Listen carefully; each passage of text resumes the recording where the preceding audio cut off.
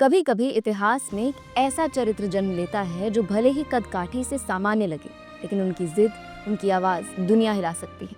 उनके पास न सेना होती है, न हथियार, बस होता है सत्य और साहस का बल। आज का युग नायक एक ऐसा ही नाम है, एक नौजवान जिसने टिहरी की गद्दी के सामने सिर झुकाने से मना कर दिया, जिसने जनता को बताया कि गुलामी कोई तकदीर नहीं बल्कि एक बेड़ी है और इन बेड़ियों को तोड़ना ही जीवन का धर्म है। ये कहानी है श्रीदेव सुमन की।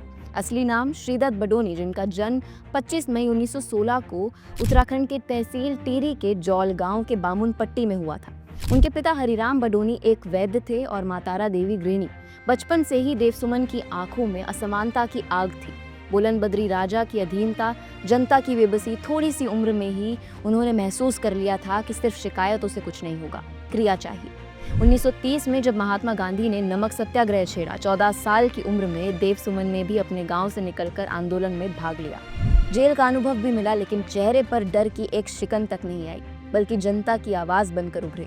गांधी से गहरे प्रभावित हुए और उनके आदर्शों को आत्मसात किया। सत्य, अहिंसा और त्याग को अपने जीवन का मंत्र बना लिया। 23 जनवरी 1939 को उन्होंने टिहरी राज्य प्रजा मंडल की स्थापना की, एक ऐसी संस्था जो राजा के अत्याचारों और लोगों की भूख, गरीबी, न्याय की मांग को सामने लाती थी। ये संगठन जनता के हकों और आजादी के लिए आवाज उठा रहा था। सुमन सिर्फ नेता नहीं थे, वे साहित्यकार भी थे। उनकी कलम जनता की ताकत थी। उन्होंने सुमन सौरभ नाम से एक पत्रिका की शुरुआत की थी। इसके जरिए उन्होंने समाज को जगाने और सामंती शासन के दमनकारी तौर तरीकों को उजागर करने का काम किया और लोगों में ये विचार जगाया कि राजशाही कोई दिव्य अधिकार नहीं बल्कि जनता की सेवा के लिए होता है। उनके शब्दों में वो आग थी जो हर दिल को जलाकर विद्रोह की चिंगारी बना देती थी। लेकिन सत्ताधारी किसी भी कीमत पर अपनी आलोचना बर्दाश्त नहीं करते थे।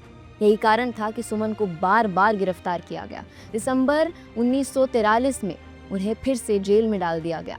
जेल में अमानवीय यातनाएं दी गई, न भोजन न उपचार, सिर्फ अपमान और अत्याचार। लेकिन सुमन टूटे नहीं, बल्कि यहीं उन्होंने लिया एक ऐतिहासिक संकल्प, आमरण अनशन का संकल्प। 3 मई 1944 से उन्होंने अपनी 28 साल की छोटी सी आयु में अन्न जल का त्याग कर दिया।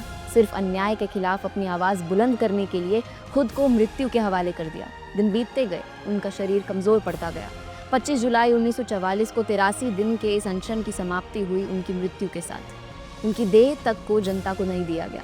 राजशक्ति ने उनके शव को भिलंगना नदी में बहा दिया, लेकिन नदी की धारा में बहकर सुमन का बलिदान डूबा नहीं। ये नाम अमर हो गया। उनकी आत्मा पूरे गढ़वाल, पूरे उत्तराखंड की चेतना बन गई।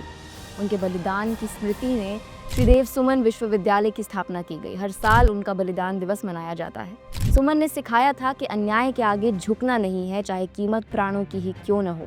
उन्होंने दिखाया कि एक अकेला भीड़ के सामने खड़ा हो सकता है और युग को नई राह दिखा सकता है।